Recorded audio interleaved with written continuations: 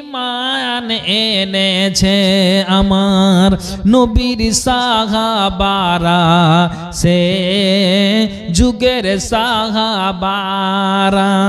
হযরত বেলাল এনেছে ঈমান কত কষ্ট করে, মরুভূমির গরম বালুতে তাজা রক্ত ঝরে। হযরত বেলাল এনেছে ঈমান কত কষ্ট করে, মরুভূমির গরম বালুতে তাজা রক্ত ঝরে। তবু